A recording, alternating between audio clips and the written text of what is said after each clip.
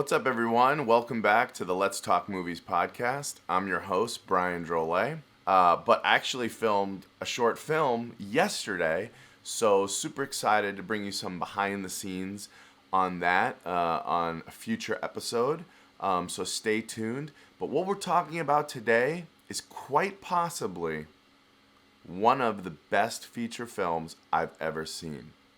Guardians of the Galaxy Volume 3. Wow. You guys know I've been talking about superhero fatigue and how comic book movies are starting to all get a little redundant, and I am here to tell you Guardians of the Galaxy 3 is a spectacular movie experience.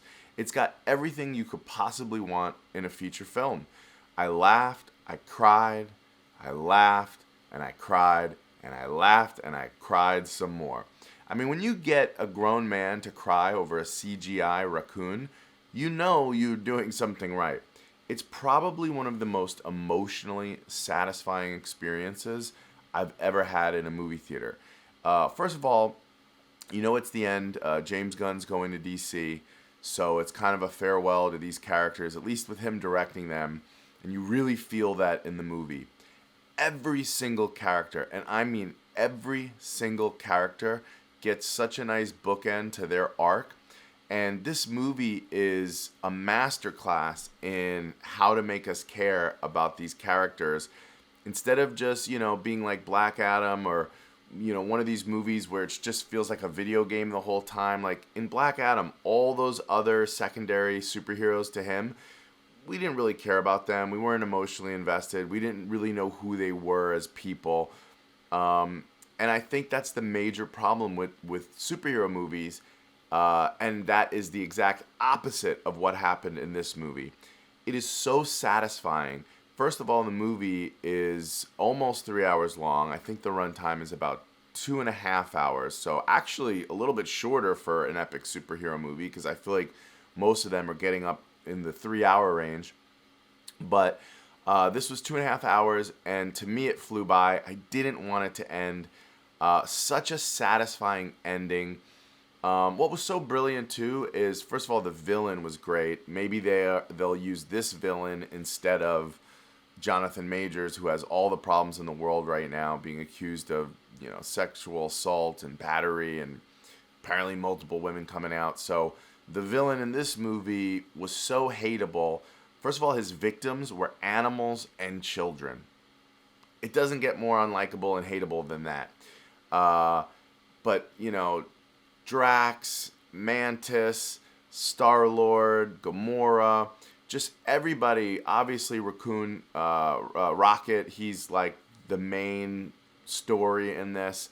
But it's just everybody gets a moment where they shine, or you get some sort of closure, or just some sort of emotional payoff. And in turn, the CGI fights and the battle scenes are that much more rewarding and exciting because you feel like these people you really care about are battling these crazy monsters. And that's the other thing. The CGI in this is so top-notch. It's ridiculous. I can't remember the last time I saw CGI where, normally when you go CGI, you're like, all right, it's a lot of CGI. But this CGI was mixed really good with, whether you want to call it puppets, makeup, actors, and then the music. All these Guardians of the Galaxy music is always just, amazing. And between the soundtrack, the performances, and Sylvester Stallone's in this. I had no clue. He's not that memorable or that, there's nothing that great about him, but it's just cool because it's Sylvester Stallone, and you're just like, oh, man. And he might have even been in one of the other ones as this character. I honestly can't remember. I need to go back and rewatch Volume 1 and 2. But, yeah, just so funny. And James Gunn just does a brilliant job of balancing dramatic with funny. And his funny doesn't take away from the dramatic. Like, I still feel the weight of the villain and the evil. And just the villain is just so cruel and so evil, so that when they defeat him, it's just like I said, it's so rewarding. I went to see it at the Chinese IMAX theater in Hollywood, and actually I have a special surprise for you guys. Okay, I was in the theater, and to my shock, James Gunn and Kevin Feige and some of the cast came out and surprised us and announced the screening. I won't tell you what happened. Instead, I'll let you watch for yourselves. Good evening, everyone. How are you guys doing? Thanks for joining us at the TCL Chinese Theaters tonight for the opening of Guardians of the Galaxy Volume 3. You guys excited? Yeah! Well, we have a special treat for you tonight. Please give a warm, big welcome to the president of Marvel Studios, Kevin Feige.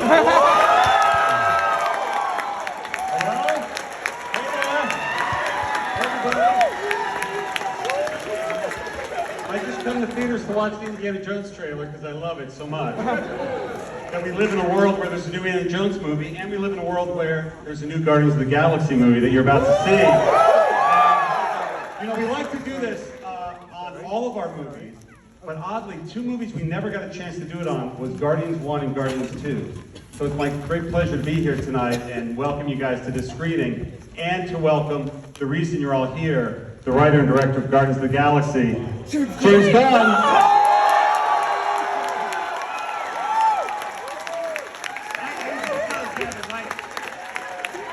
I hate opening weekend. It's like, I make movies because I love making movies, and I love, years after I've made that movie and people tell me that it's so cool. I love you too. But this has been a special time. This is the end of my, time with Marvel. These people have been the greatest to me. They're all close friends. And so I thought, you know what? I'm going to go out. I'm going to do this together. We're going to celebrate. And we're going to go on the party bus and go to some theaters and say hello to people. So, I got more friends out there. I think in the front, I just think she was there, is Pom Clementia. Right there.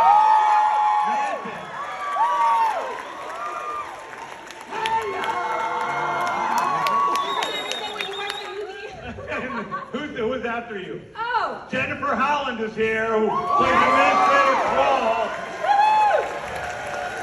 Harcourt. Who else I've been married to? Michaela Hoover plays Floor.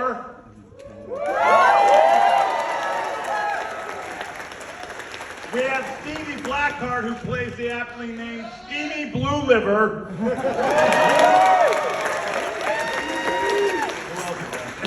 Maria Bakalova, who plays Cosmo.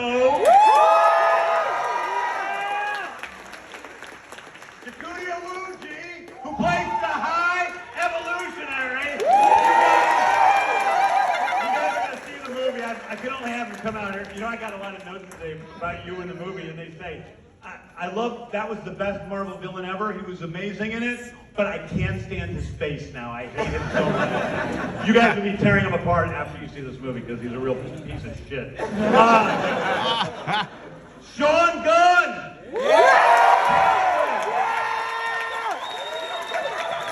The amazing billion!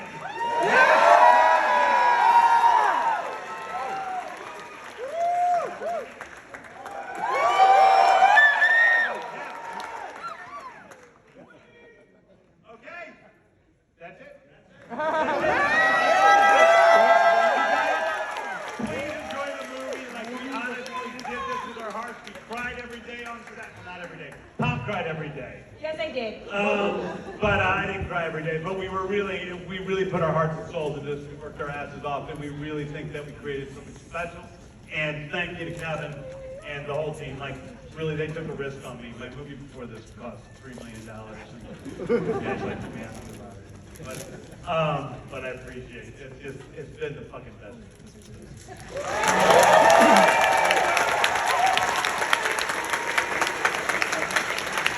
Nicki Minaj is the queen of rap!